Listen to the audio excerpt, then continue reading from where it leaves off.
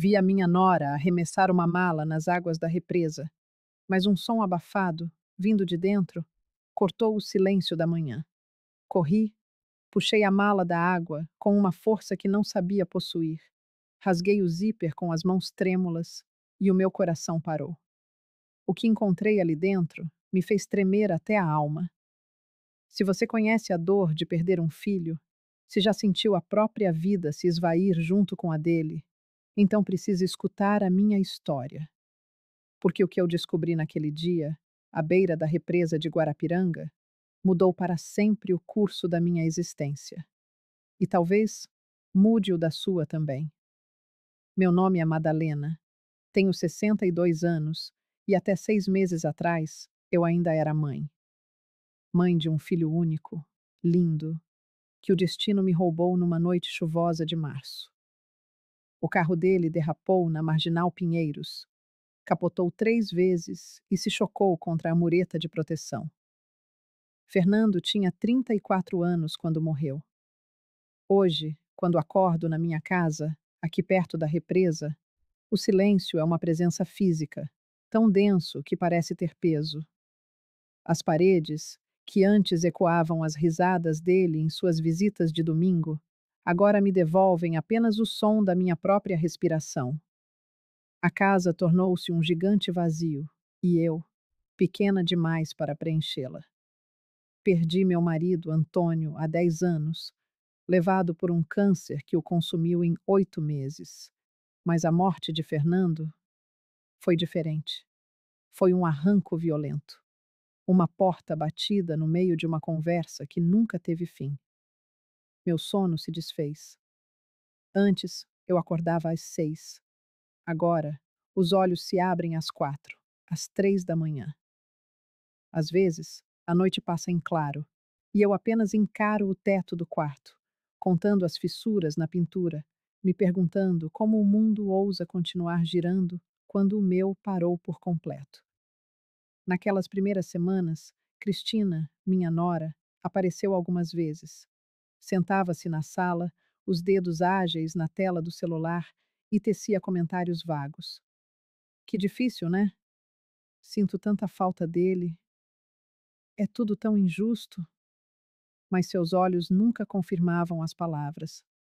Havia neles uma frieza, uma distância que me inquietava. A senhora precisa de alguma coisa, dona Madalena? Ela perguntava, a voz polida, sem esperar uma resposta. Eu apenas negava com a cabeça. O que eu precisava, ninguém no mundo poderia me devolver. A beleza de Cristina era inegável, do tipo que desarma. Cabelos escuros e lisos, olhos castanhos e afiados, um corpo que ela esculpia em horas de academia. Fernando a conheceu num evento de trabalho e ficou instantaneamente encantado. Casaram-se 8 meses depois. Eu juro que tentei gostar dela. Mas havia algo que sempre me incomodou. A maneira como ela o olhava quando ele não estava prestando atenção, como se medisse o valor dele, e a forma como falava de dinheiro. Sempre dinheiro. Amor, viu aquele apartamento na Vila Madalena? Precisamos trocar de carro. Esse já está ultrapassado. Fernando era engenheiro, ganhava bem, tinha suas economias, seus investimentos. Antônio e eu o ensinamos a ser responsável.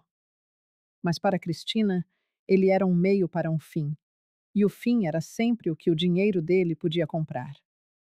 Nos meses que se seguiram, as visitas dela cessaram. As ligações se tornaram semanais, rápidas, quase protocolares. Como vai, dona Madalena? Bem, precisa de algo? Não. Ok, qualquer coisa me liga. E o som do clique na linha. Eu não a culpava inteiramente. Cada um vive o luto à sua maneira. Talvez a minha presença fosse um lembrete doloroso demais. Ou talvez. Não. Eu afastava esses pensamentos. Foi numa quinta-feira, quase 6 meses após o acidente, que tudo mudou. Acordei às 5h30, fiz meu café e sentei na varanda, olhando a represa. A água calma refletia o céu rosado do amanhecer. uma paz rara. Fiquei ali até às 8, quando uma força estranha me impeliu a caminhar. O médico havia recomendado. Ficar parada só piora, Dona Madalena. Coloquei uma roupa confortável e desci para a margem. Aquele caminho de pedras, que eu costumava percorrer toda semana com Fernando, parecia um fantasma do passado. Mas naquela manhã, eu precisava me mover, precisava sentir o sol nas costas para não me sentir completamente paralisada por dentro. Foi então que eu vi o carro, um Corolla prata, estacionado de qualquer jeito perto da água. Reconheci na mesma hora. Era o carro de Cristina, presente de aniversário de casamento de Fernando. Meu coração vacilou. O que ela fazia aqui? Ela detestava este lugar. Diminui o passo, indecisa, quando a vi emergir de trás de uns arbustos. Estava ofegante, o rosto afogueado, os cabelos em desordem, e carregava uma mala de couro marrom que eu conhecia bem, um presente meu, de Natal. Seus olhos varreram a orla, ágeis e assustados. Ela não me viu, escondida como eu estava pela sombra de uma árvore. E então, ela fez algo que congelou o meu sangue. Tomou o impulso e arremessou a mala na represa. A mala descreveu um arco e caiu na água com um baque surdo. Afundou por um instante, mas voltou a flutuar, balançando suavemente. Cristina praguejou, frustrada. Pegou uma pedra e atirou, errando o alvo. Na segunda tentativa, acertou. A mala balançou, mas não afundou. E foi nesse momento que eu ouvi um som fraco, abafado, mas inconfundível. Um choro de bebê. Meu corpo inteiro gelou. Havia um bebê naquela mala. Cristina também ouviu. O pânico deformou seu rosto. Ela olhou em volta, desesperada, e seus olhos encontraram os meus. Por um segundo, o mundo parou. E então, ela correu. Correu como se fugisse do próprio diabo, entrou no carro e disparou, cantando pneus. Eu não pensei. Larguei minha bolsa e me atirei na água. A represa estava gelada. A água subiu pelos joelhos, pela cintura, pelo peito. Eu nunca fui boa nadadora, mas o choro estava cada vez mais fraco. Aguenta, meu amor, aguenta. Eu repetia como um mantra, nadando com a força do desespero. Alcancei a mala, agarrei a alça e comecei a puxá-la de volta. Pesava uma tonelada. Finalmente, na margem, meus dedos trêmulos mal conseguiam encontrar o zíper. Por favor, abre, eu supliquei em voz baixa.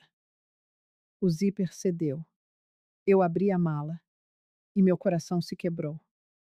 Lá dentro, enrolado em trapos molhados, estava um bebê minúsculo, a pele azulada, os olhos fechados. Já não chorava, não se movia. Não, não, não, por favor, não! Com as mãos trêmulas, eu o peguei no colo. Estava gelado. Lembrei de um curso de primeiros socorros que fiz décadas atrás. Deitei o pequeno corpo na grama. Um recém-nascido. Tão frágil. Comecei a reanimação. 2 dedos no peito minúsculo. 30 compressões. 2 ventilações suaves. Minha boca cobrindo a dele e seu narizinho. Nada. De novo. E de novo. Vamos, meu amor. Respira para vovó. Eu chorava, desesperada. E então ele tossiu. Um som fraco, molhado. Os olhinhos se abriram por uma fração de segundo. A boca se abriu num choro tênue, quase silencioso. Estava vivo. Abracei-o contra o meu peito. Tirei minha blusa e o enrolei nela, tentando aquecê-lo.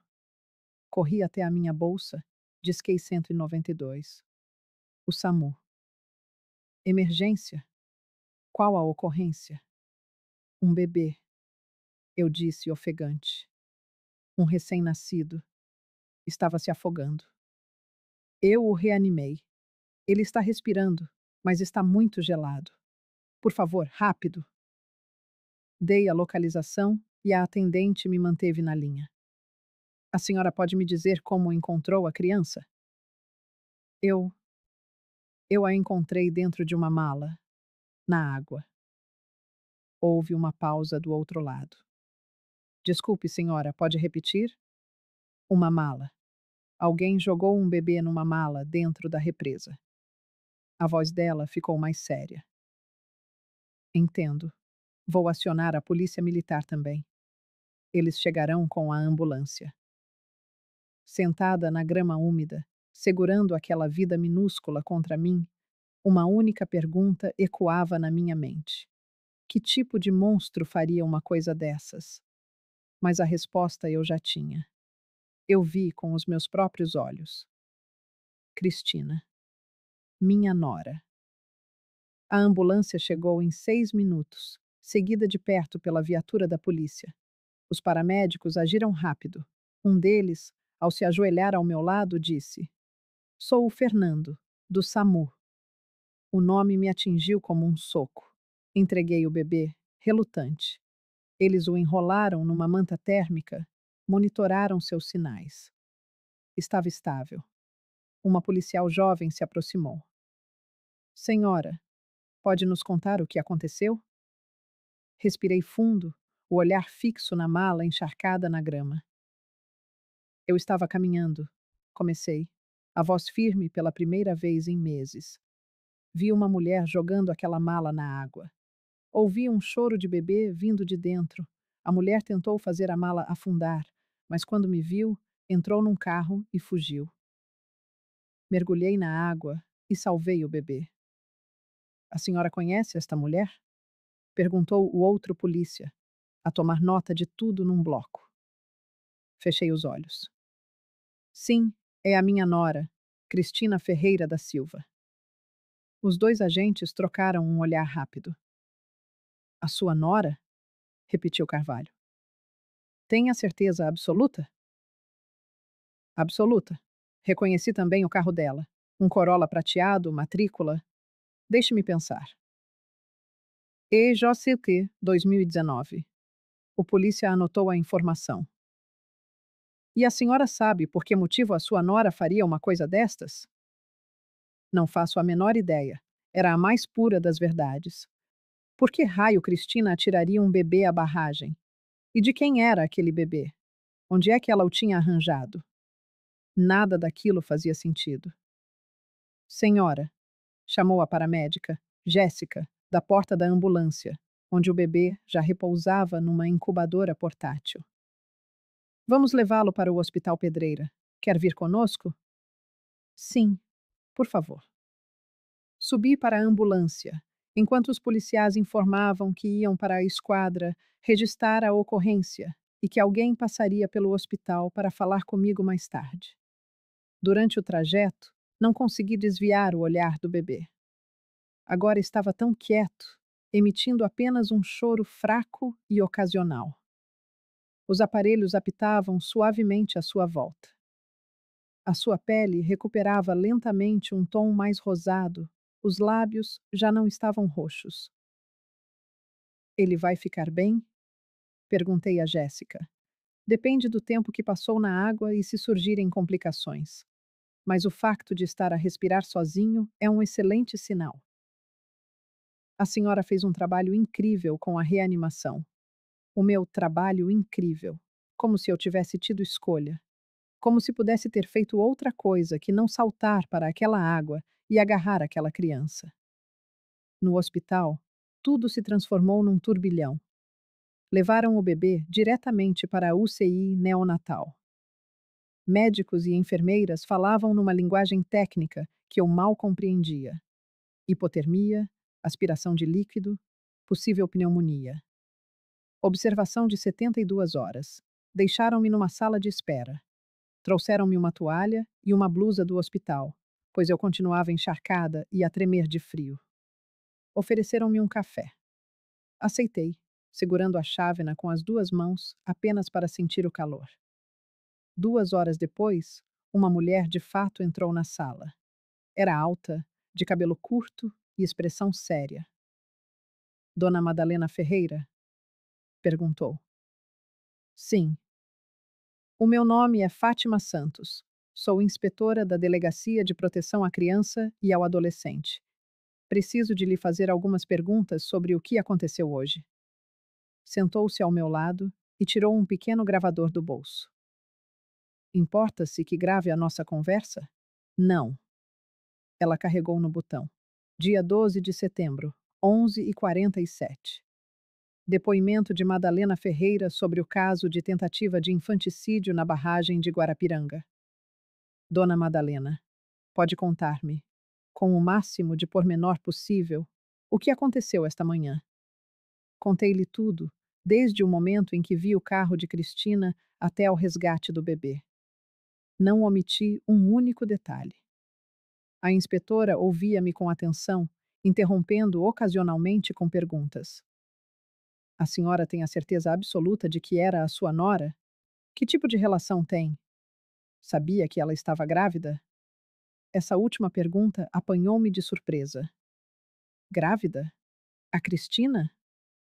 Não, não estava. Pelo menos nunca o mencionou. O meu filho morreu há 6 meses. Se ela estivesse grávida, eu saberia. A não ser que. E se ela tivesse engravidado antes da morte do meu filho? Fiz as contas mentalmente. O Fernando morreu em março. Estávamos em setembro. 6 meses. O tempo de uma gravidez quase completa. Era possível. Ela nunca me contou, respondi. Mas também não temos falado muito nos últimos meses. Sabe onde mora a sua nora? Sei. No apartamento que era do meu filho, na Vila Mariana. Rua Domingos de Moraes, número 2847, apartamento 603. A inspetora anotou. Vamos enviar uma equipa para a localizar. A senhora tem alguma fotografia dela? Peguei no telemóvel. Tinha algumas fotografias antigas da Cristina, da época do casamento, de alguns almoços de domingo. Mostrei-as à inspetora. Vou precisar que me envie essas fotografias para o meu número. Entregou-me um cartão e eu enviei as imagens. Só mais uma coisa, dona Madalena. A inspetora desligou o gravador. O que a senhora fez hoje foi um ato de enorme coragem. Salvou a vida deste bebê. Mas preciso que entenda que isto é agora uma investigação criminal. Tentativa de homicídio. Possivelmente abandono de incapaz. Se o bebê for filho da sua nora, surgirão questões de guarda, de família. A situação é complexa. Eu só quero que o bebê fique bem, respondi. E que quem fez isto pague. Ela assentiu. Faremos o possível. Agora, vou pedir que alguém a leve à casa. A senhora deve estar exausta. Posso. Posso ver o bebê antes de ir? Ela hesitou. Deixe-me verificar com a equipa médica. Saiu e regressou 5 minutos depois, acompanhada por uma enfermeira. Era uma mulher de uns 50 anos, com um rosto cansado, mas gentil, e rugas à volta dos olhos que pareciam ser de tanto sorrir. O meu nome é Helena, disse ela. A senhora é a pessoa que salvou o nosso bebezinho? Sou. Quer vê-lo? Ele está estável agora. Seguimo-la por corredores brancos até a UCI neonatal. Helena fez-me lavar as mãos e colocar uma máscara e uma touca descartáveis. A UCI era silenciosa, preenchida apenas pelo som constante dos monitores. Havia várias incubadoras, cada uma com um bebê minúsculo lá dentro. Helena levou-me até uma, num canto. É este, disse ela. Olhei através do acrílico transparente. O bebê estava ali, tão pequeno, rodeado de fios e tubos, mas respirava. O seu peito subia e descia a um ritmo regular. Os olhos fechados, as mãozinhas minúsculas cerradas em punhos delicados. Como é que ele está? Perguntei, com a voz embargada. Melhor do que esperávamos, respondeu Helena. A temperatura corporal voltou ao normal. A oxigenação está boa.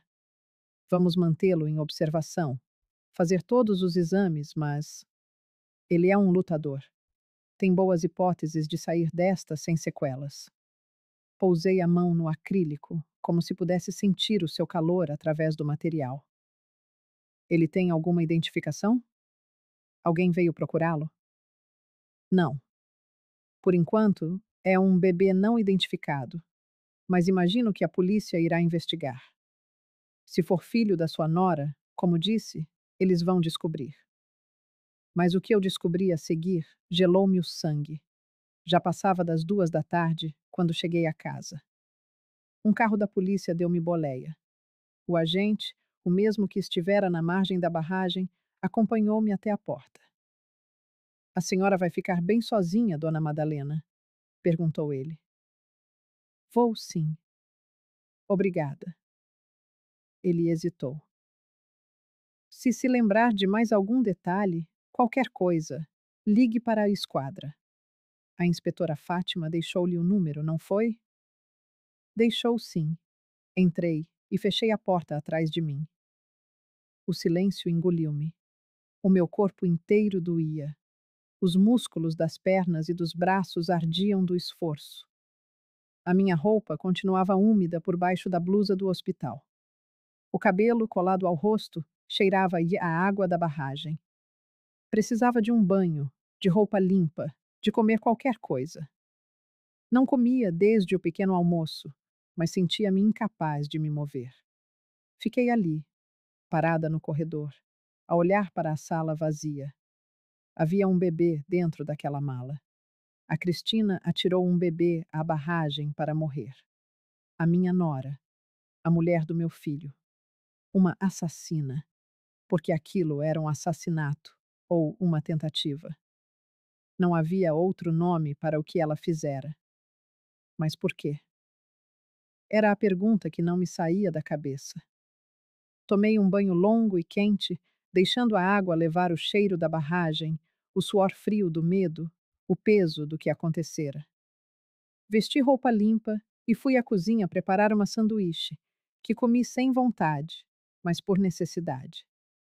O meu telemóvel tocou. Era um número desconhecido. Estou? Dona Madalena, daqui é a inspetora Fátima Santos. O meu coração acelerou. Sim, inspetora. Aconteceu alguma coisa? Fomos à morada que nos deu. O apartamento da sua nora. Ela não estava lá. Falamos com o porteiro e com alguns vizinhos. Ninguém a vê há uns 3 dias. A última vez que apareceu foi na segunda-feira à noite. E onde é que ela pode estar? Ainda não sabemos. Emitimos um alerta. Se for mandada parar numa operação stop ou se alguém a vir, seremos notificados. Mas ela hesitou. Mas o quê? Dona Madalena, preciso de lhe perguntar uma coisa delicada. Qual era exatamente a relação entre a senhora e a sua nora? Franzi o sobrolho. Como assim?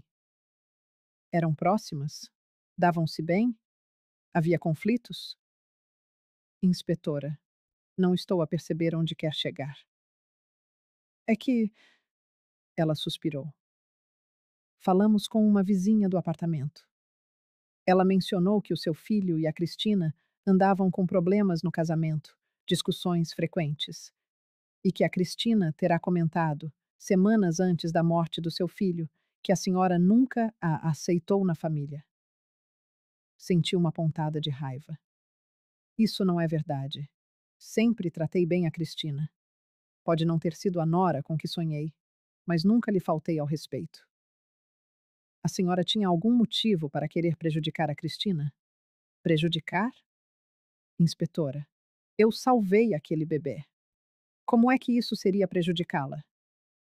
É que existem algumas inconsistências no seu relato. O meu sangue gelou. Inconsistências? A senhora disse que viu a Cristina atirar a mala à barragem por volta das 9 da manhã.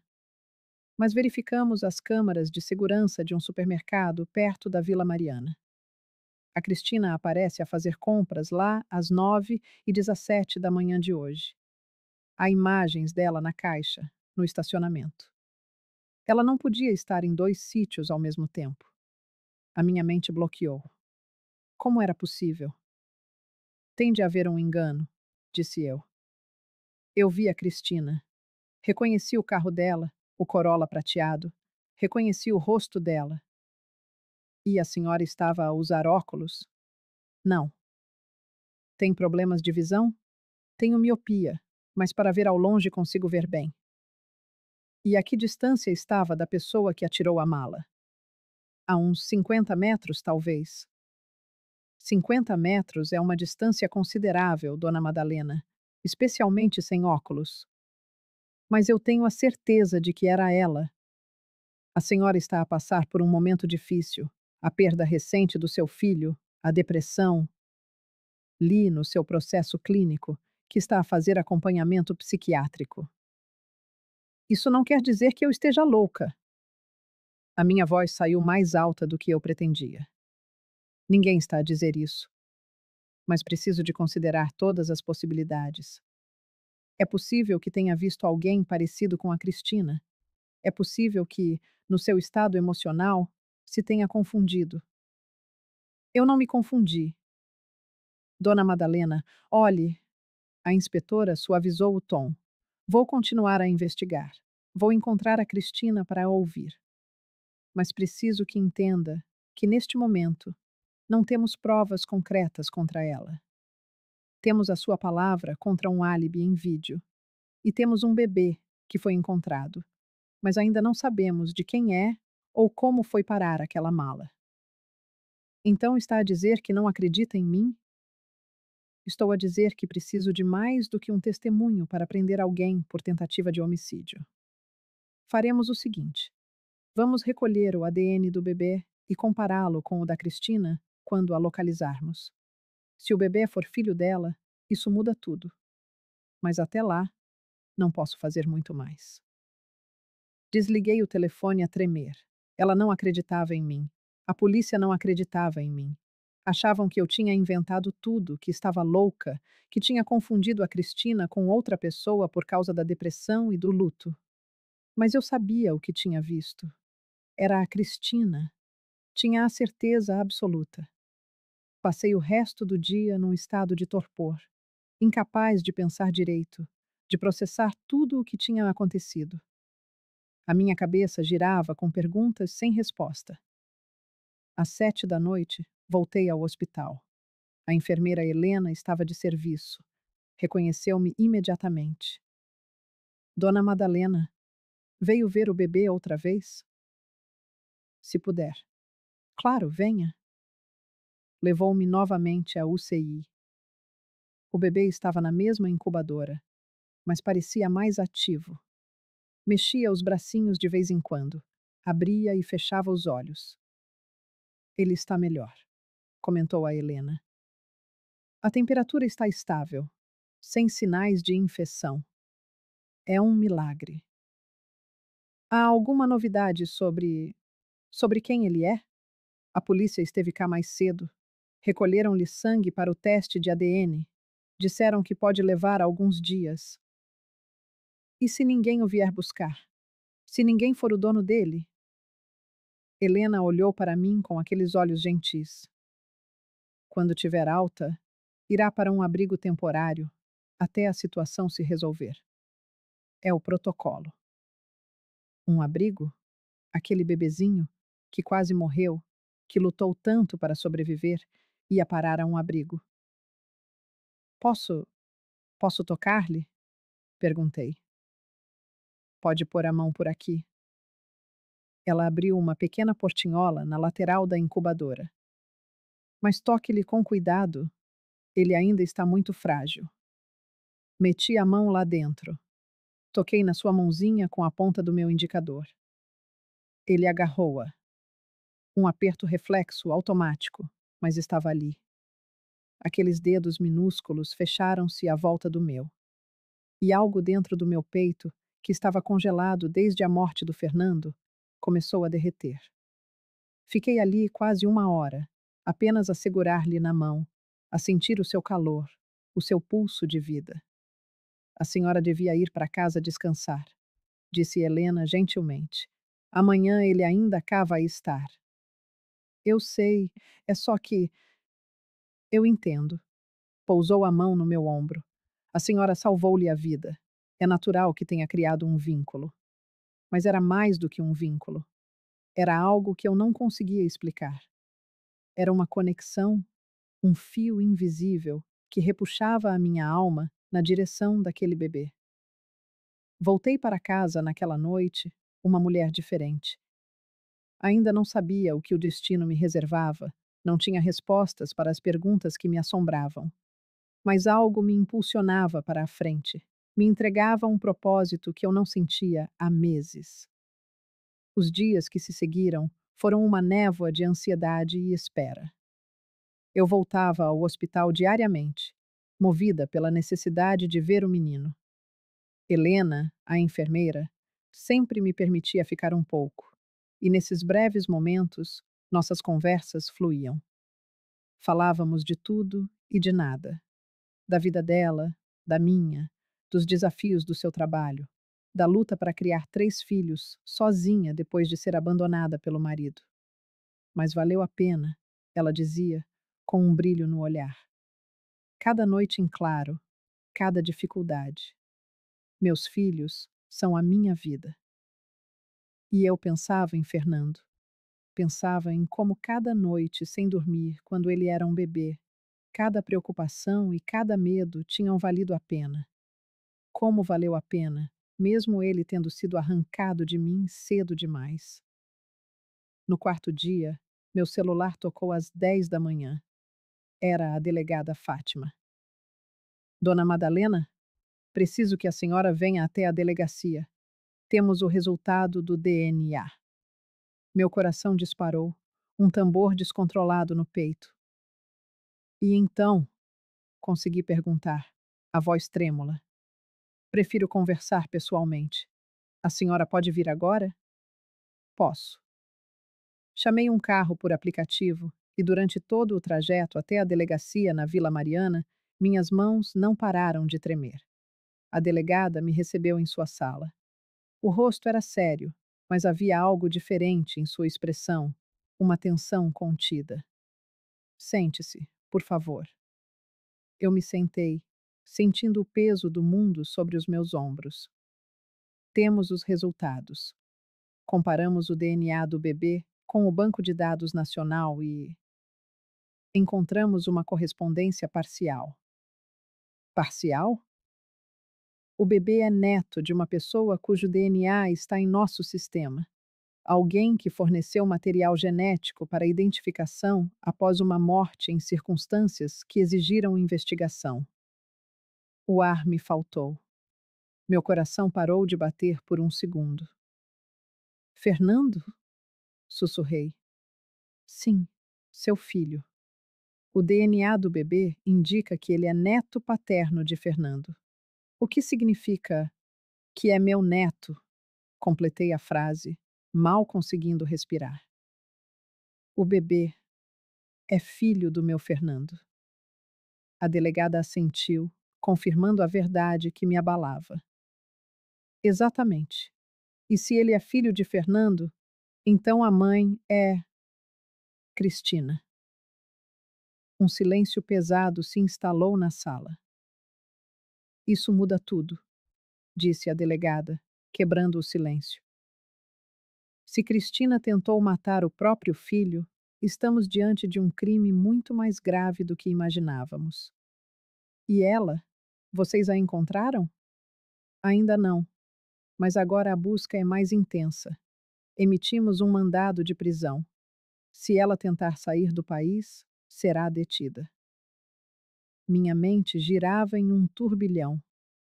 Fernando teve um filho que ele nunca conheceu, um filho que Cristina tentou matar. Por que ela faria isso? Perguntei, mais para mim mesma do que para a delegada. Por que tentar matar o próprio bebê? Há muitas razões possíveis: depressão pós-parto, medo, desespero. Ela hesitou. Ou algo muito mais calculado. Mais calculado? Dona Madalena, seu filho tinha dinheiro, investimentos, alguma herança? Sim, Fernando sempre foi cuidadoso com dinheiro. Tinha boas economias, um apartamento, aplicações financeiras. E quem herdou tudo após a morte dele? Imagino que Cristina. Ela era a esposa. O olhar da delegada foi direto, significativo. E se houvesse um filho, um herdeiro direto? A verdade me atingiu com a força de um soco. A senhora está dizendo que Cristina tentou matar o bebê para ficar com a herança? É uma possibilidade que estamos investigando. Precisamos analisar o testamento do seu filho, a situação financeira de Cristina, entender a cronologia dos fatos. Se ela já estava grávida quando Fernando morreu, se ele sabia disso. Fernando nunca me falou que Cristina estava grávida. Eu disse, a voz falhando. É possível que ela tenha escondido dele, ou que ele tenha descoberto pouco antes de morrer. Um pensamento terrível, uma serpente de gelo, subiu pela minha espinha. O acidente de Fernando foi investigado. A delegada me encarou. Foi um acidente, não foi? Foi o que disseram. O carro derrapou numa noite de chuva, capotou. Mas e se não foi um acidente? A senhora está sugerindo que Cristina pode ter matado o meu filho e depois tentado matar o bebê para ficar com tudo? A delegada permaneceu em silêncio por um longo momento. Então, com uma firmeza assustadora, disse: Vou requisitar o relatório do acidente. Vou reabrir essa investigação. Se houver a menor possibilidade de que não tenha sido um acidente, nós vamos descobrir. Saí da delegacia atordoada, caminhando como se estivesse em um sonho ruim. Fernando tinha um filho, meu neto. Um menino que estava vivo por um capricho do destino, porque eu estive no lugar certo, na hora certa. Eu precisava vê-lo. Voltei ao hospital. Helena estava na UTI quando cheguei. Dona Madalena? Ela sorriu. Boas notícias. Ele vai ter alta amanhã. Alta? Repeti surpresa. Sim, ele está ótimo. Sem sequelas aparentes, respirando sozinho, se alimentando bem. É um verdadeiro milagre. Meu alívio foi imediatamente substituído por uma nova angústia. E para onde ele vai? Bem, como não há pai ou mãe para buscá-lo, e por ser um caso policial, ele será encaminhado a um abrigo temporário até que a situação se resolva. Mas eu sou a avó dele. O DNA comprovou. As palavras saíram antes que eu pudesse pensar. A polícia acabou de me contar. Ele é filho do meu filho. Os olhos de Helena se arregalaram. Ah, Dona Madalena. Ela pousou a mão em meu braço, um gesto de conforto. Então a senhora pode pedir a guarda. Eu posso? Claro. Como avó e parente mais próxima, a senhora tem o direito de pleitear a guarda. Terá que entrar com um processo no juizado da infância e juventude, mas tem muitas chances. Uma centelha de esperança se acendeu em meu peito. A guarda. Eu poderia criar meu neto, cuidar dele, mas a realidade me atingiu como um balde de água fria. Eu tinha 62 anos, morava sozinha, estava em tratamento para depressão. Será que me considerariam apta? A senhora deveria procurar um advogado, Helena sugeriu gentilmente.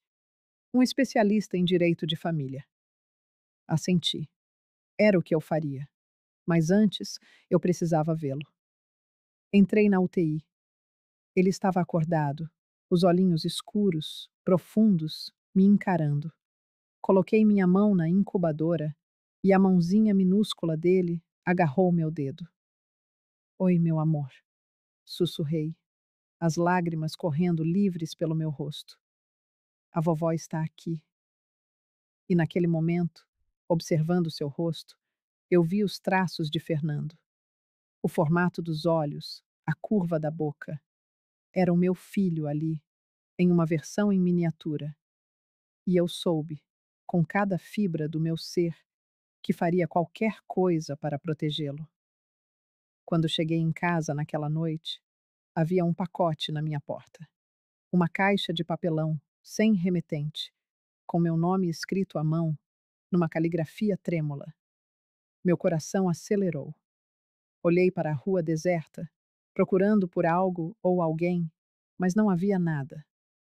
Levei a caixa para dentro e, na cozinha, usei uma faca para cortar a fita adesiva.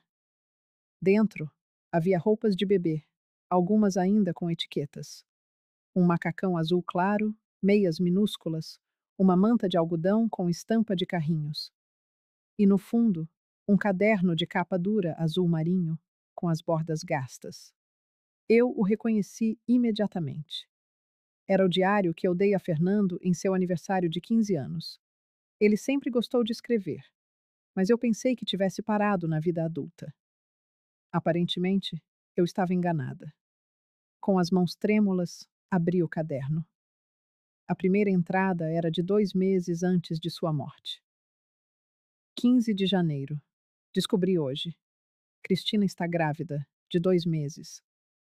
Ela não ia me contar. Achei o teste no lixo, escondido. Quando a confrontei, ela negou. Disse que era antigo, mas eu vi a data de validade. Era recente. Ela finalmente admitiu. Está grávida, sim, mas não quer o bebê. Quer abortar. Diz que não está pronta, que um filho vai arruinar a vida dela. Que temos outras prioridades, como se um filho fosse menos importante que o apartamento que ela quer comprar ou a viagem para Dubai. Eu disse a ela que não aceito. É meu filho também. Eu quero esse bebê. Ela ficou furiosa. Disse que a decisão é dela, o corpo é dela. E ela está certa, tecnicamente. Mas eu implorei. Prometi que cuidaria de tudo, que ela não precisaria se preocupar. Ela concordou, mas de um jeito estranho, frio. Disse: Tudo bem, Fernando. Vamos ter esse bebê, mas você vai arcar com as consequências. Não sei o que isso significa, mas não me importo. Eu vou ser pai. Virei as páginas, sentindo uma dor aguda no peito. 2 de fevereiro. Cristina está cada vez mais distante. Nenhuma empolgação com o bebê. Recusa-se a ir ao pré-natal. Quando pergunto como ela está, ela só diz bem e muda de assunto. Às vezes, eu a pego olhando para a própria barriga com uma expressão que me assusta. É quase ódio. Conversei com minha mãe ontem. Não contei sobre o bebê ainda. Tenho medo que ela perceba que as coisas não estão bem entre nós. Minha mãe sempre soube ler as pessoas. Ela nunca confiou totalmente em Cristina. Talvez eu devesse ter ouvido mais. 5 de março. Mudei meu testamento hoje. Fui ao cartório. Se algo acontecer comigo, quero que tudo vá para o meu filho. O apartamento, as economias, tudo. Não contei para Cristina. Algo me diz que ela não reagiria bem. O advogado me disse que, legalmente, ela tem direito a uma parte, mas a maior parte irá para o meu filho. Ele estará seguro. Terá um futuro garantido. Espero nunca precisar deste testamento. Espero viver para ver meu filho crescer, mas se algo acontecer, ele estará protegido. As lágrimas turvavam minha visão. Fernando sabia. Ele estava tentando proteger seu filho. 12 de março. Cristina descobriu sobre o testamento. Não sei como. Ela está furiosa. Disse que eu não confio nela, que sou um ingrato. Tentei explicar que é para garantir o futuro do nosso filho. Ela não quis ouvir. A discussão foi horrível. Ela disse que se arrepende de não ter abortado, que esse bebê foi um erro que arruinou a vida dela. Tive que sair de casa. Quando voltei no dia seguinte, ela estava calma demais, quase amigável. Pediu desculpas, disse que eram os hormônios da gravidez. Mas havia algo gelado em seu olhar. Estou começando a ter medo. 19 de março. Cristina sugeriu um jantar fora hoje à noite. Um restaurante novo. Disse que precisamos nos reconectar. Eu aceitei. Talvez ela esteja certa. Ela está me esperando. Vou vestir aquela camisa azul que ela gosta. Espero que esta noite seja uma virada. Espero que possamos voltar a ser quem éramos. Era a última entrada. Fernando morreu naquela noite, 19 de março, na noite do suposto acidente. Busquei desesperadamente por mais alguma coisa no caderno. No final, colado com fita adesiva, encontrei um papel dobrado. Era um extrato bancário da conta conjunta deles, datado de 18 de março, um dia antes da morte. Havia várias transações circuladas à caneta por Fernando. Uma transferência de R$ 5.000 para um tal de Carlos Eduardo Silva, com a anotação Mecânico Santo Amaro. Outra, de 10.000, para uma clínica cujo nome estava arriscado, mas onde ainda se lia Clínica Santa Helena, procedimentos ginecológicos. E uma terceira, um saque de R$ 20.000 em espécie, com a anotação Cristina sacou sem me avisar. Fernando estava investigando. Peguei o celular e liguei para a delegada. Não importava que fossem quase 10 da noite. Delegada, é Madalena. Preciso falar com a senhora. É urgente. Dona Madalena, já é tarde. Não pode esperar até amanhã? Não, não pode. Eu recebi uma coisa. O diário do meu filho. Tem informações sobre Cristina, sobre dinheiro, sobre o acidente. Houve uma pausa do outro lado da linha. Onde a senhora está? Em casa. Não saia daí. Estou mandando uma viatura buscá-la. Traga tudo o que recebeu. 20 minutos depois, eu estava novamente na delegacia. A delegada Fátima leu cada página do diário, analisou o extrato, fez anotações. Isso muda tudo, ela disse finalmente, ecoando suas palavras daquela manhã. Vamos reabrir a investigação sobre a morte do seu filho. E precisamos encontrar esse Carlos Eduardo Silva. Quem é ele? Eu vou descobrir. Dona Madalena, a senhora tem noção de que, se o que estou pensando for verdade, Cristina assassinou seu filho e depois tentou assassinar o bebê para ficar com a herança? Eu já sabia. No fundo do meu coração, eu já sabia desde que li aquelas páginas. Encontre-a, foi tudo o que consegui dizer, a voz embargada pelo ódio e pela dor. Por favor, encontre Cristina e faça-a pagar. A delegada assentiu. Eu vou. Voltei para casa de madrugada, mas o sono não veio. Fiquei deitada no escuro, pensando em Fernando.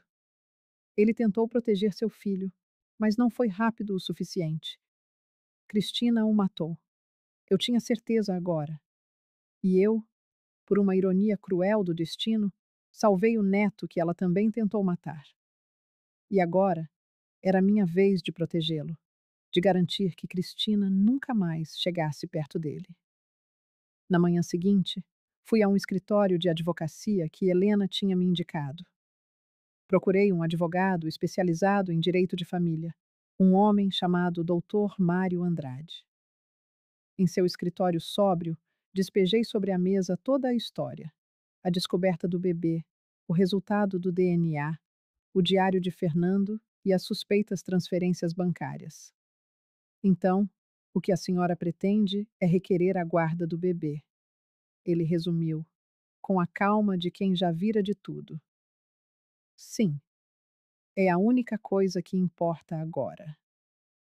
Será um processo, ele advertiu. Vão avaliar suas condições, sua idade, saúde mental, situação financeira.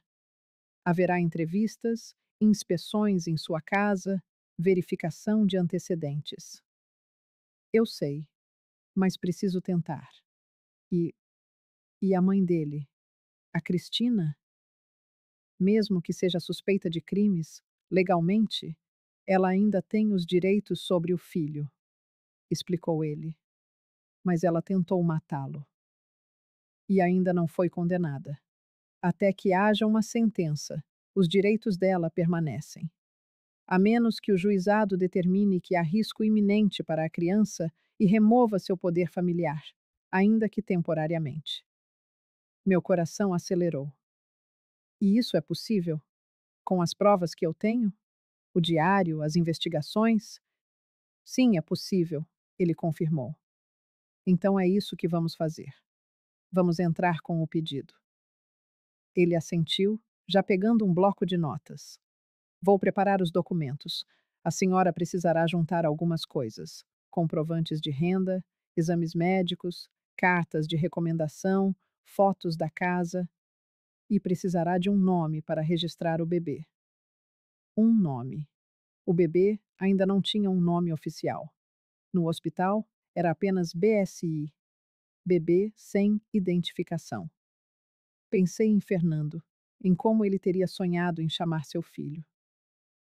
Miguel, eu disse, a voz embargada. O nome dele é Miguel. Fernando sempre gostou desse nome. Disse uma vez, anos atrás, que se tivesse um filho homem, o chamaria de Miguel. Doutor Mário anotou. Miguel Ferreira? Miguel Ferreira da Silva. Completei, com o sobrenome do pai. Perfeito. Saí do escritório com uma lista de tarefas, uma montanha de documentos para reunir e um processo longo pela frente, mas eu estava determinada. Miguel não iria para um abrigo. Miguel viria para casa comigo. A semana que se seguiu foi um borrão de atividades frenéticas. Juntei papéis, tirei cópias, marquei exames, fiz pequenas reformas na casa para torná-la segura para um bebê. Grades de proteção nas escadas, travas nas tomadas, telas nas janelas. Helena foi meu anjo da guarda. Vinha à minha casa depois de seus plantões, trazendo tudo o que um bebê poderia precisar: berço, fraldas, roupinhas. Ensinava-me a preparar a mamadeira, a trocar a fralda, a dar banho. A senhora vai se sair bem, ela dizia com um sorriso encorajador. Já criou um filho. É como andar de bicicleta, a gente não esquece. Mas fazia tanto tempo. Fernando já tinha 34 anos quando morreu. Fazia mais de 3 décadas que eu não cuidava de um recém-nascido. E se eu não conseguisse? E se eu fosse velha demais? A senhora não é velha demais, Helena rebateu, como se lesse meus pensamentos. A senhora é experiente, é sábia. É exatamente o que esse bebê precisa. Uma semana depois de entregar toda a papelada, recebi uma ligação do Dr. Mário. Dona Madalena, tenho boas notícias. O juizado aprovou a guarda provisória. A senhora pode buscar o Miguel no hospital amanhã. Senti o chão sumir sob meus pés. É sério? Sim. A juíza considerou que há evidências suficientes de que a mãe representa um perigo para a criança e que a senhora, como avó e única parente disponível, é a opção mais adequada. É temporário, por enquanto. Haverá avaliações periódicas, mas o Miguel vai para casa com a senhora. Eu chorei. Chorei como não chorava desde o funeral de Fernando. Mas eram lágrimas diferentes. Eram de alívio, de esperança, de um recomeço. No dia seguinte, fui ao hospital com Helena, que conseguiu uma folga para me ajudar. Miguel já estava pronto, vestido num macacão azul claro, a mesma cor dos olhos de Fernando quando era bebê, e embrulhado numa mantinha branca. A enfermeira o colocou em meus braços. Parabéns, vovó, ela disse, sorrindo. Olhei para Miguel. Ele estava acordado, os olhinhos escuros me encarando, tão pequeno, tão frágil e ao mesmo tempo tão forte, um sobrevivente. Vamos para casa, meu amor, sussurrei. A vovó vai cuidar de você, para sempre. As primeiras semanas com Miguel foram simultaneamente as mais exaustivas e as mais gratificantes da minha vida. Eu havia esquecido o quão demandante é um recém-nascido. As mamadas a cada 3 horas, as fraldas, as cólicas, o choro às vezes inconsolável. Mas também havia esquecido a magia, o cheirinho de bebê, a pele delicada, o peso reconfortante em meus braços.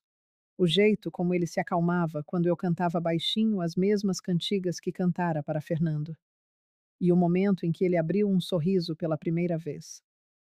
Helena disse que era só gases, mas eu sabia que não. Era um sorriso de verdade. Um sorriso para mim. A casa, antes silenciosa e vazia demais, agora pulsava vida novamente. Mas a paz não era completa. Cristina continuava solta. A polícia não a encontrava. Seu carro fora achado abandonado num estacionamento, mas dela, nenhum sinal, nenhuma pista. É como se ela tivesse evaporado, disse-me a delegada Fátima numa de nossas conversas. Mas não se preocupe, mais cedo ou mais tarde, ela comete um erro. E nós estaremos prontos. A investigação sobre a morte de Fernando fora reaberta. Localizaram Carlos Eduardo Silva, o mecânico das transações bancárias. Em sua pequena oficina, acuado pela polícia, ele confessou quase imediatamente. Eu não queria fazer, disse ele, segundo o relato da delegada. Mas eu devia dinheiro para gente perigosa. Dívida de jogo. Eles iam quebrar minhas pernas. Cristina lhe oferecera 50.000 reais para sabotar os freios do carro de Fernando. Dissera que era só para dar um susto no marido. Mas Carlos sabia que era mentira. Sabia que ela queria um acidente fatal. Eu devia ter recusado, ele chorou. Mas eu estava desesperado. E ela garantiu que ia aparecer um acidente. E pareceu. O laudo inicial concluíra que fora falha mecânica, agravada pela pista molhada. Ninguém suspeitara. Até agora. Carlos foi preso por homicídio qualificado. Ele seria a testemunha-chave contra Cristina. Enquanto isso, eu travava minha própria guerra. O processo pela guarda permanente. Regina, a assistente social, vinha à minha casa uma vez por semana. Uma mulher de seus 40 anos, profissional e observadora. Ela avaliava tudo: como eu segurava Miguel, como a casa estava organizada, se eu tinha recursos financeiros. A senhora está se saindo bem, dona Madalena, ela dizia. Mas entende que a situação é delicada, certo? A senhora tem 62 anos, um histórico de depressão. E estamos falando de criar uma criança por 18 anos. Eu sei disso. E a senhora tem uma rede de apoio? Família? Amigos? Tenho amigos, respondi, pensando em Helena. Ela tem me ajudado muito. Isso é bom. Vai precisar. Regina então tocou no ponto mais sensível. A senhora precisa entender que, normalmente, não se concede a guarda a avós com mais de 60 anos. A preocupação é com o futuro. Se algo lhe acontecer, a criança fica desamparada de novo. Eu posso fazer um testamento, designar um tutor. Pode e deve, mas a juíza considerará todos os fatores. Miguel é meu neto, meu sangue, filho do meu filho. Que vínculo pode ser maior que este? Eu concordo com a senhora. E, pessoalmente, acho que está fazendo um trabalho lindo. Mas não sou eu quem decide. É a juíza. E ela é rigorosa. Fiz uma série de cursos online. Primeiros socorros pediátricos, psicologia infantil. Passei por uma bateria de exames médicos e psicológicos. O psiquiatra foi o mais difícil. A senhora teve um episódio depressivo grave após a morte do seu filho, disse ele, lendo meu prontuário. Como se sente agora? Melhor. Muito melhor. Sinto que tenho um propósito de novo. A depressão pode voltar, a senhora sabe. O estresse de cuidar de um bebê pode ser um gatilho. Eu sei dos riscos, mas não estou sozinha. E estou me cuidando. Vou recomendar que continue em terapia e com a medicação por mais 6 meses, ele concluiu. Eu aceitei tudo. Precisava provar que era capaz. Padre José, da minha antiga paróquia, veio me visitar. Olhou para Miguel dormindo no berço e sorriu. É a cara do Fernando, ele murmurou. Se precisar de qualquer coisa, uma carta, um depoimento, conte comigo. Ele escreveu. Helena também escreveu. Dr. Mário juntou tudo num dossiê grosso: exames, fotos, cartas, comprovantes. A prova de que eu era a pessoa certa para criar Miguel. A audiência será em 2 semanas, ele me informou. A juíza vai querer ouvi-la pessoalmente. E a Cristina? E se ela aparecer? Se a polícia a encontrar, sim, mas duvido. Ela está foragida. Se aparecer, será presa. A ideia de encará-la me enchia de terror e raiva. Mas por Miguel, eu enfrentaria. Os dias se arrastaram numa rotina de mamadeiras e fraldas. Miguel crescia, mais alerta, mais rosado. Já reconhecia minha voz. Já sorria. Meu neto. Minha razão de viver. Numa madrugada, enquanto dava a mamadeira a Miguel, meu celular tocou. Número desconhecido. Algo me disse para atender. Alô? Silêncio. Apenas uma respiração do outro lado. Alô? Repeti. Olá, Madalena. A voz feminina me atingiu como um soco. Cristina? Sussurrei, o sangue gelando. O que você quer? A polícia está te procurando. Eu sei, mas não vão me encontrar. Eu quero o meu filho. Apertei Miguel contra meu peito. Você tentou matá-lo. Foi um erro. Depressão pós-parto. Ela disse, sem convicção. Mentira. Você matou o Fernando. Pagou aquele mecânico. E depois tentou se livrar do bebê. Tudo pelo dinheiro. Ah, então você sabe. A voz dela ficou fria. Leu o diário daquele idiota. Ele nunca deveria ter mudado o testamento. Ele estava protegendo o filho dele do monstro que você é. Ela riu, um som oco. Monstro? Eu só queria o que era meu por direito. Mas vou te fazer uma proposta, Madalena. Me dê o Miguel. E todo o dinheiro da herança. E eu desapareço para sempre. Você acha que eu vou entregar meu neto e o dinheiro do meu filho morto para você? Se quiser que ele continue vivo, vai. Ela sibilou. Meu coração parou. Você está ameaçando meu neto? Estou dizendo que acidentes acontecem. Casas pegam fogo. Idosas como você podem sofrer uma queda na escada. Seria uma pena. Você é doente. Eu sou prática. Você tem 1 semana, Madalena. Se não me der o que eu quero, você e esse bebê vão se juntar ao Fernando. Entendeu? A ligação caiu. Fiquei ali, paralisada, tremendo, segurando Miguel com toda a força que eu tinha no mundo. A ameaça dela ainda ressoava nos meus ouvidos, um veneno gelado que se espalhava pelas minhas veias. Não era só a mim que ela avisava. Ela tinha ameaçado Miguel.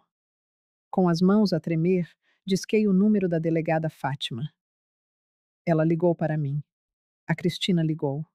Disse eu, a voz a falhar, assim que a delegada atendeu. Relatei a conversa toda, cada palavra carregada de pavor. Do outro lado da linha, Fátima fez uma pausa, um silêncio pesado que pareceu durar uma eternidade.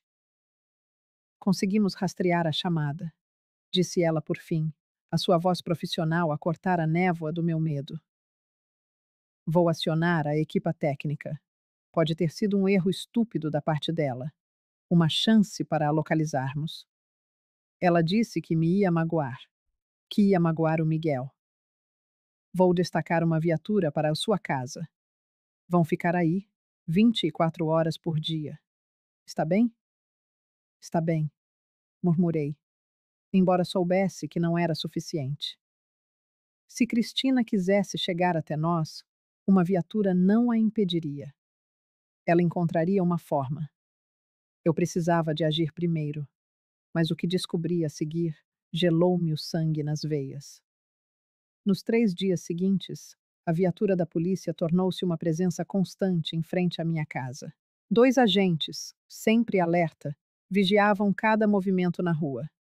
Sentia-me um pouco mais segura, mas era uma segurança frágil, como vidro fino.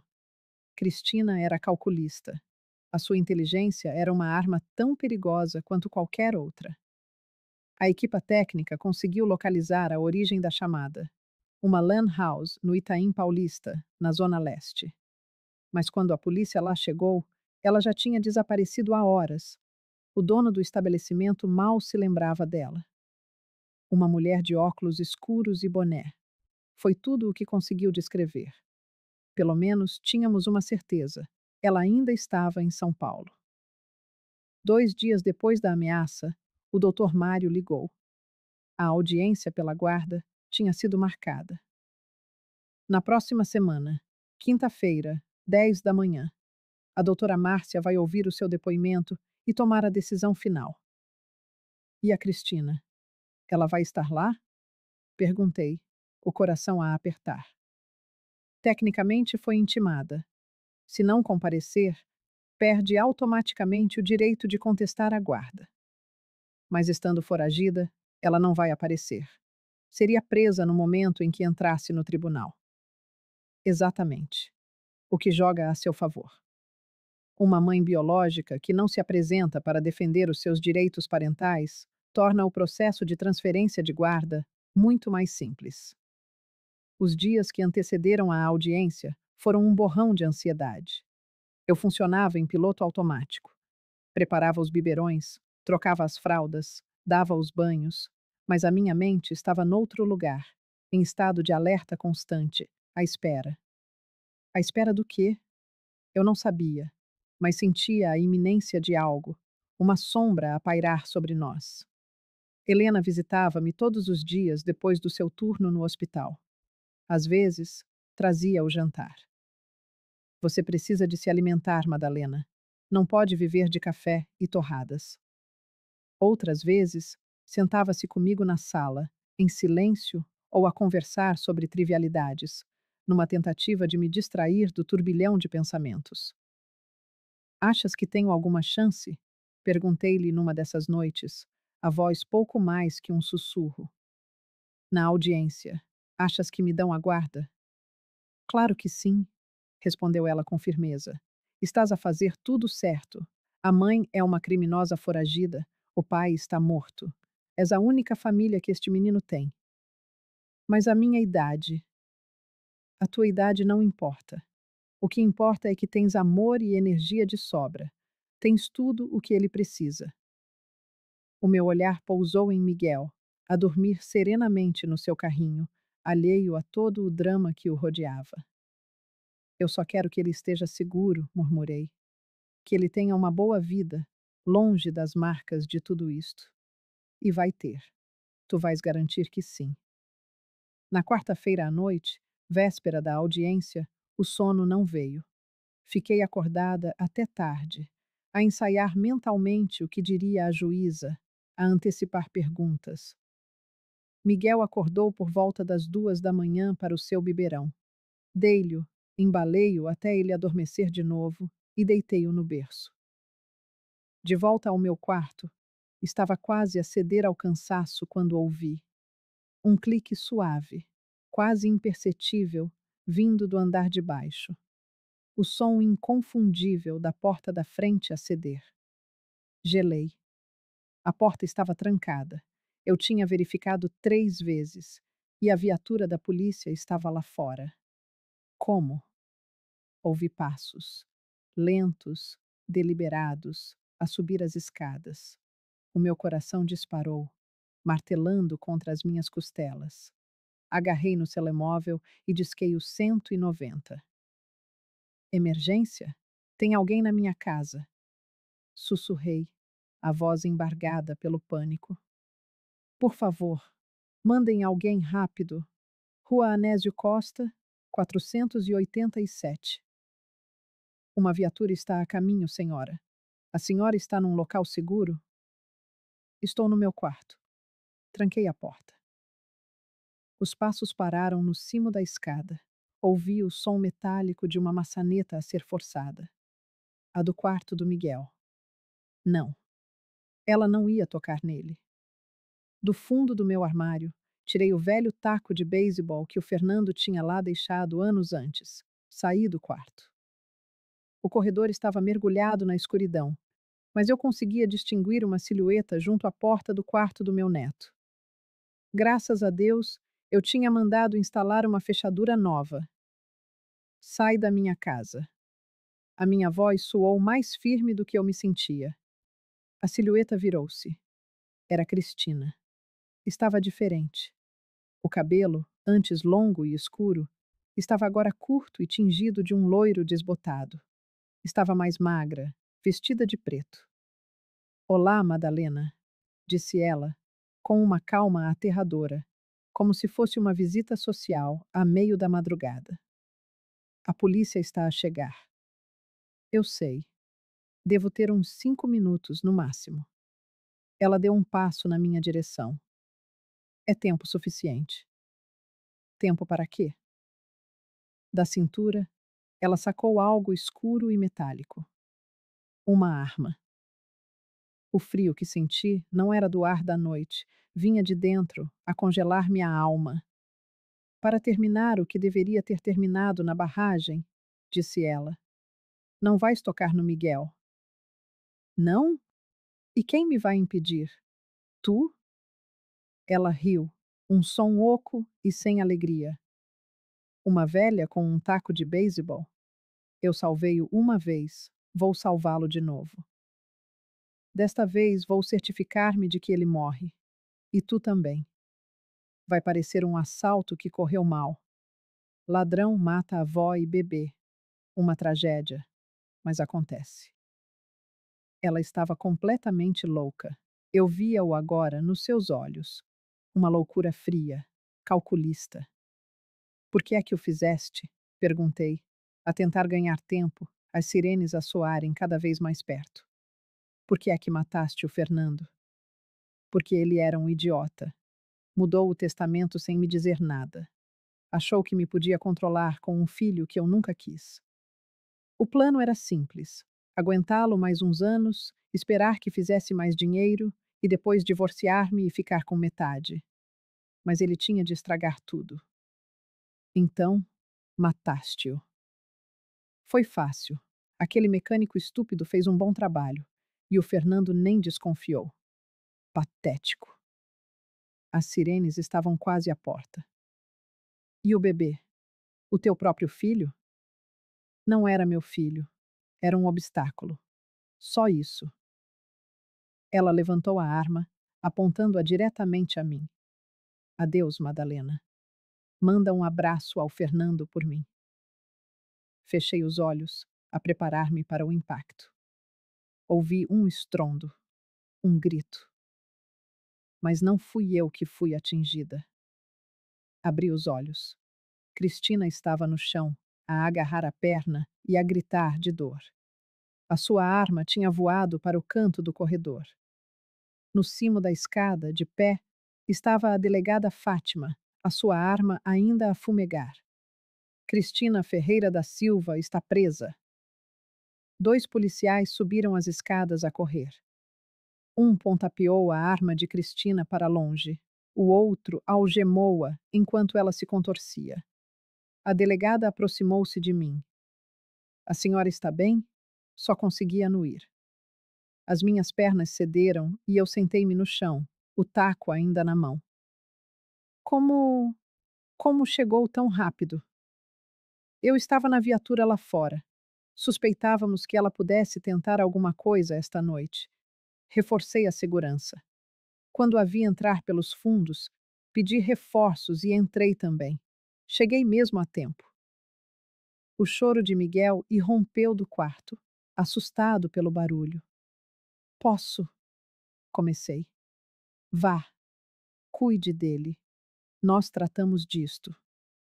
Levantei-me, a tremer, e abri a porta. Ele estava no berço, o rosto vermelho. Peguei-lhe ao colo. Está tudo bem, meu amor. A avó está aqui. Ele acalmou-se quase de imediato, a cabecinha aninhada no meu ombro. Lá fora, ouvia os paramédicos, os gritos de Cristina a exigir um advogado, a voz firme da delegada a ler-lhe os direitos. Meia hora depois, com o Miguel ainda nos meus braços, a Helena chegou. Madalena, soube o que aconteceu. Estás bem? Estou. Nós estamos bem. A delegada Fátima falou comigo depois de levarem a Cristina. Ela vai ser acusada de 2 tentativas de homicídio, mais o homicídio do Fernando, invasão de domicílio e porte ilegal de arma. Ela não vai ver a luz do dia tão cedo. E a guarda do Miguel? A audiência é amanhã. A situação mudou drasticamente. A mãe foi presa a tentar matar o filho. Não há mais dúvidas.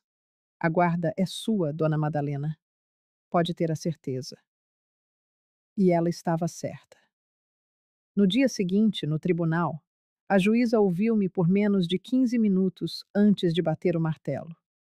Considerando que a mãe biológica se encontra detida por tentativa de infanticídio e que a senhora, Dona Madalena, é a avó paterna e única parente disponível, concedo-lhe a guarda definitiva do menor Miguel Ferreira da Silva.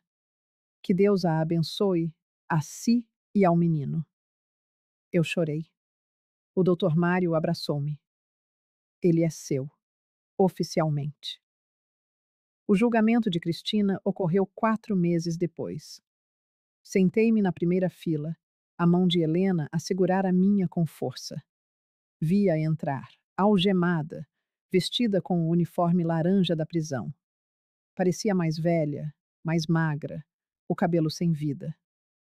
Quando os seus olhos encontraram os meus, vi o ódio puro, mas não desviei o olhar. Encarei-a, firme. As provas eram esmagadoras: o diário do Fernando, o depoimento do mecânico, as imagens das câmaras de segurança, o meu testemunho, a gravação da confissão que a delegada Fátima tinha feito. A defesa tentou alegar insanidade temporária. Não resultou. O júri deliberou por menos de 3 horas. Culpada em todas as acusações. A juíza leu a sentença com voz grave. Cristina Ferreira da Silva está condenada à prisão perpétua, sem possibilidade de liberdade condicional nos próximos 30 anos. Os seus direitos parentais sobre o menor Miguel Ferreira da Silva são permanentemente revogados. Cristina gritou, praguejou, teve de ser arrastada para fora do tribunal. Eu não senti alegria, nem satisfação. Senti apenas um alívio profundo e exausto. Um peso que eu nem sabia que carregava de forma tão constante, finalmente se desprendeu de mim. Tinha acabado. Miguel estava a salvo. Naquele dia, ao voltar para casa, peguei no meu neto, agora com 6 meses. Ele já se sentava, já reconhecia o meu rosto, já gargalhava quando eu lhe fazia cócegas. Acabou, meu amor, sussurrei-lhe. Aquela mulher má nunca mais te vai fazer mal. Ele sorriu, o mesmo sorriso do Fernando, com as 2 covinhas nas bochechas. Os meses seguintes desenrolaram-se numa rotina doce. O primeiro dente a romper, a primeira palavra, vó, vó, para minha alegria infinita, os primeiros passos hesitantes. Helena tornou-se uma presença constante, a madrinha não oficial de Miguel. A casa, antes um mausoléu de silêncio e dor, ressuscitara. Agora, pulsava com a desordem alegre da vida. Risos de criança, músicas infantis, brinquedos espalhados pelo chão. Eu tinha voltado a viver.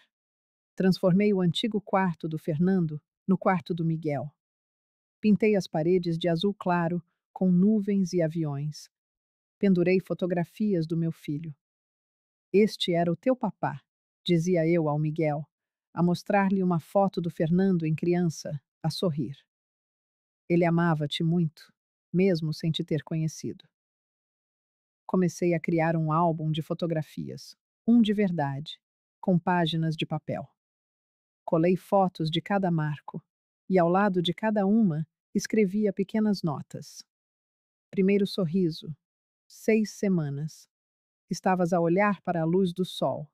Foi o momento mais bonito da minha vida desde que chegaste. Primeiro aniversário, 1 ano. Destruíste o bolo com as tuas mãozinhas. Ficaste todo lambuzado. Estavas tão feliz. E eu também, meu amor, tão feliz por te ter aqui. Quando o Miguel fez 2 anos, demos uma pequena festa no jardim. Nada grandioso, apenas alguns amigos e as crianças do parque, onde eu o levava para brincar. As mães, que se tornaram minhas amigas apesar da nossa diferença de idade, também vieram. A Helena preparou um bolo de 3 andares, decorado com os seus personagens de desenhos animados favoritos. Os olhos do Miguel brilharam ao ver as velas. Cantamos os parabéns.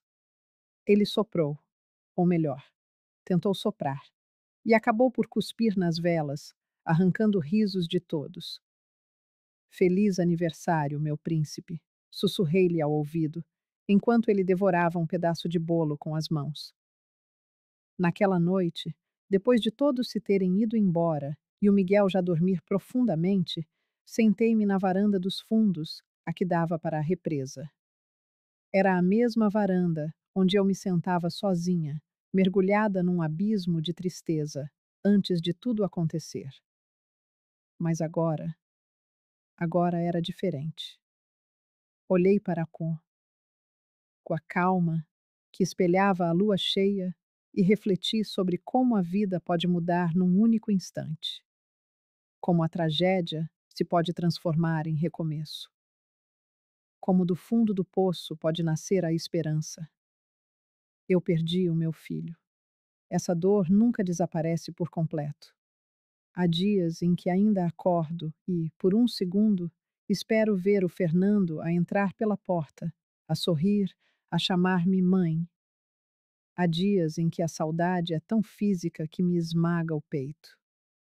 Mas eu ganhei um neto, um pedacinho do Fernando que continua vivo, que cresce, que ri, que aprende, que ama. E mais do que isso, ganhei um propósito. Nos 6 meses que se seguiram à morte do Fernando, eu apenas existia, não vivia. Apenas respirava, comia, dormia, num ciclo sem fim, à espera. Nem eu sei bem de quê. Talvez à espera de morrer também. Mas o Miguel deu-me uma razão para viver de novo. E não apenas viver, mas viver com intensidade, com propósito, com amor. Quando o Miguel fez 3 anos, começamos a visitar juntos o túmulo do Fernando. Ficava num cemitério bonito e arborizado, no Morumbi. A campa do Fernando tinha uma lápide simples, de granito preto, com o seu nome, as datas de nascimento e morte e uma frase que eu escolhi: Amado filho, amado pai. Levei o Miguel pela primeira vez num domingo ensolarado de outono. Ele segurava a minha mão, curioso com as árvores, os pássaros, as lápides. Avó, por que é que viemos aqui? Perguntou ele com aquela vozinha de 3 anos. Viemos visitar o teu pai. O meu pai está aqui? Como se explica a morte a uma criança de 3 anos? Como fazê-la entender que o seu pai está numa caixa debaixo da terra? Ajoelhei-me à sua frente, para ficarmos à mesma altura. O teu pai, ele foi para o céu, mas o corpo dele descansa aqui, e nós vimos para lhe dizer olá, para contar como estamos, para nos lembrarmos dele. O céu é longe? É, muito longe. Mas ele consegue ouvir-me? Consegue sim, meu amor. Miguel olhou para a lápide. Passou a mãozinha pelo granito frio. Olá, pai, disse, timidamente. Eu sou o Miguel, o teu filho. As minhas lágrimas caíram sem controlo. A avó está a chorar? Perguntou ele, preocupado. São lágrimas boas, expliquei, limpando o rosto.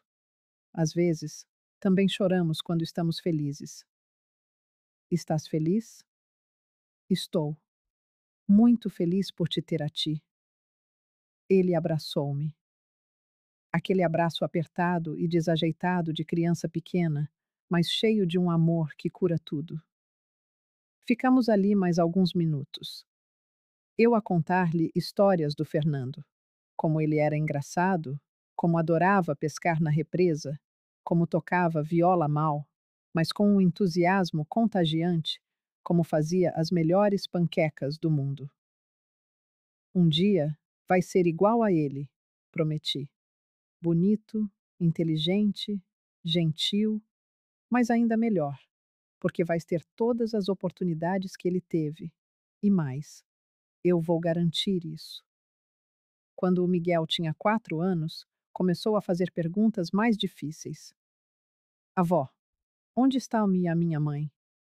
Estávamos na cozinha. Eu preparava o jantar enquanto ele desenhava na sua mesinha. A pergunta apanhou-me de surpresa. A tua mãe? Sim. A Carol da escola tem mãe. O Pedro tem mãe. Eu também tenho mãe? Respirei fundo. Sabia que este dia chegaria. Tinha até conversado com a psicóloga sobre como lidar com este momento. Tens, sim. Toda a gente tem uma mãe. Mas a tua mãe, ela não pode estar contigo. Por quê? Porque ela fez coisas más. E quando os adultos fazem coisas muito más, tem de ficar num lugar especial, longe de toda a gente. Que lugar? Chama-se prisão. E ela vai voltar? Não, meu amor. Ela não vai voltar. Ela não gosta de mim? Essa pergunta partiu meu coração em 1000 pedaços. Como responder? Como dizer a uma criança de 4 anos que a sua mãe biológica tentou matá-la? Que nunca a amou? Às vezes, comecei, com cuidado. As pessoas não conseguem amar da forma que deviam. A culpa não é tua. Nunca é culpa da criança. É um problema que está dentro delas, não em ti. Mas eu tenho-te a ti, não tenho, avó? Tens? Sim, para sempre. Então, está bem. E voltou a desenhar, como se o assunto estivesse resolvido. As crianças têm esta capacidade incrível de aceitar a realidade e seguir em frente. Fui eu que fiquei a remoer naquilo durante dias. No 5º aniversário do Miguel, dei uma grande festa. Não como as que eu dava quando era mais nova, quando o Fernando era criança. Era grande à minha maneira. Alugamos um pequeno salão. Contratamos um palhaço. A decoração era de super-heróis, a sua paixão do momento. Vieram mais de 20 crianças, os amigos da escola, da rua, do parque e os pais, que também se tornaram meus amigos.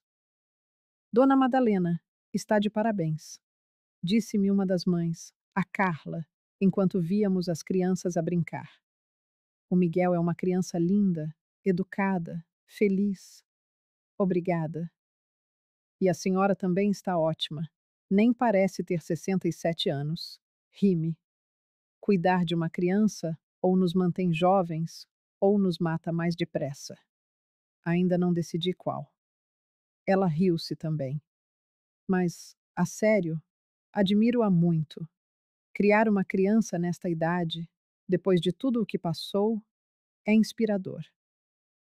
Inspiradora. Nunca tinha pensado em mim dessa forma, apenas como uma avó a fazer o que tinha de ser feito. Mas talvez fosse isso.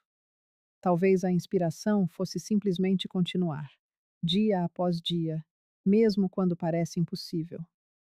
Encontrar força onde julgavas já não ter mais nenhuma.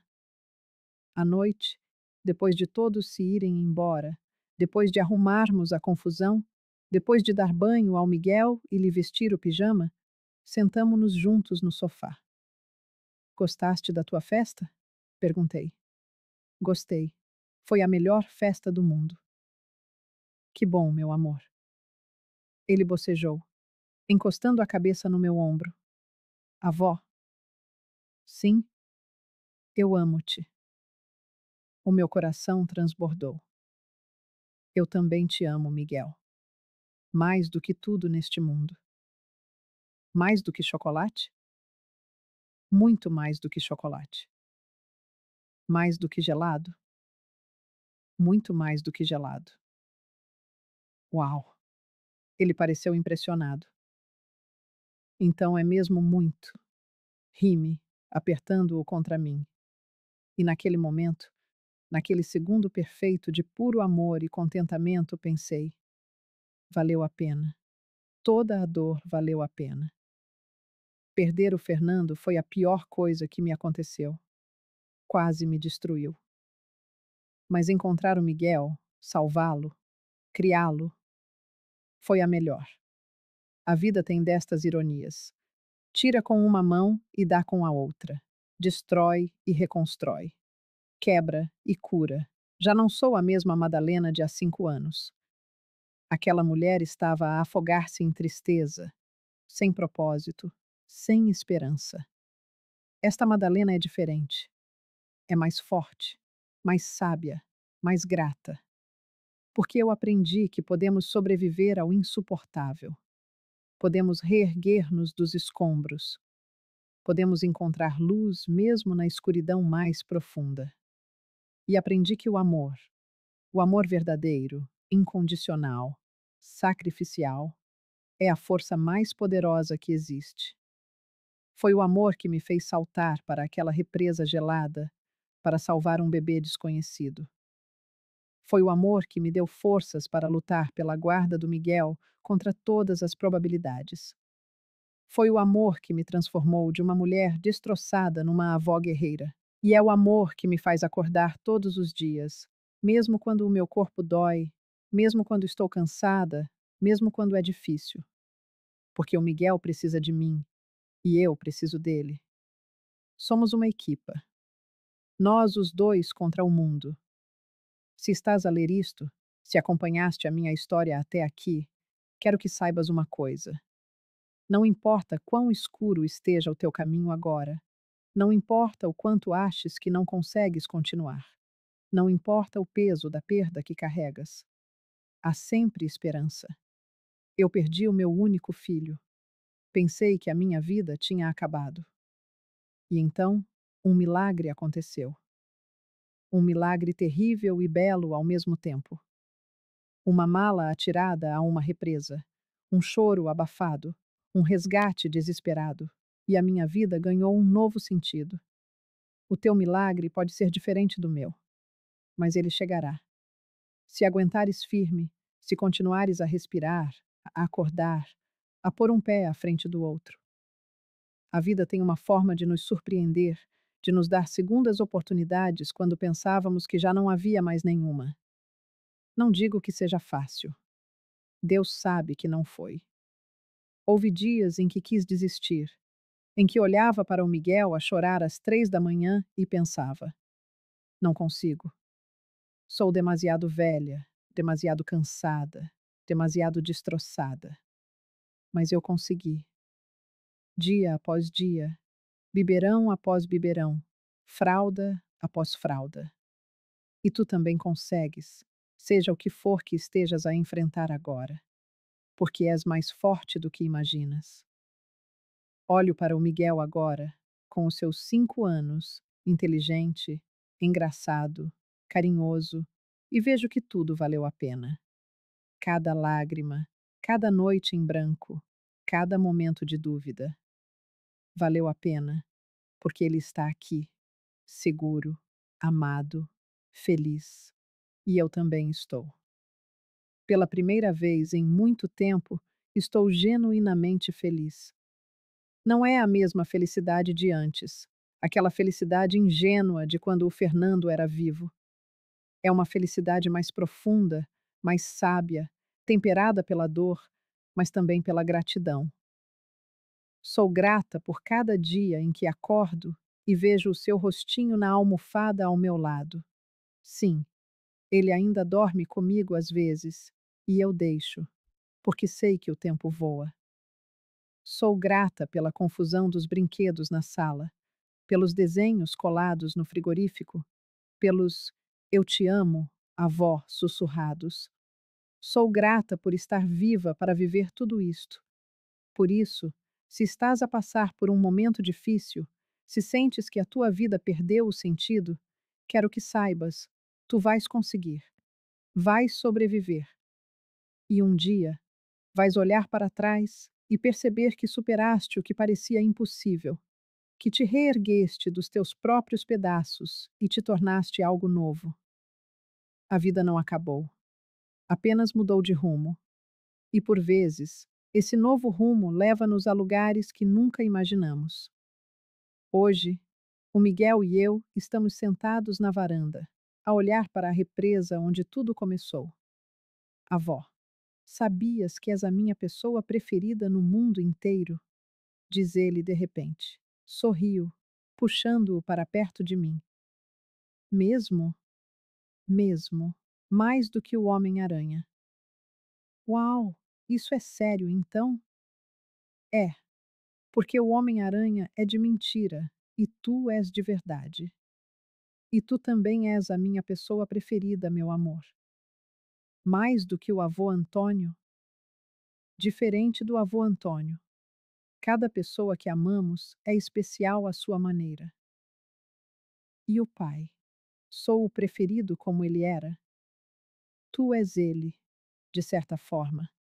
Trazes o teu pai dentro de ti, nos teus olhos, no teu sorriso. E sim, meu amor, eu amo-te tanto quanto amava o teu pai. Vocês os dois são os meus meninos. Ele fica em silêncio por um momento, a processar. Depois, diz: Quando eu for grande, vou cuidar de ti, está bem? Vais? Vou, porque tu cuidaste de mim. É justo? O meu coração transborda. Obrigada, meu príncipe. Ficamos ali, abraçados, a ver o sol pôr-se sobre a água.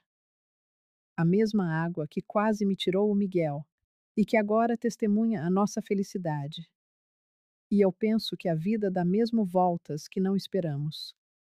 Mas, às vezes, essas voltas levam-nos exatamente para onde precisamos de estar.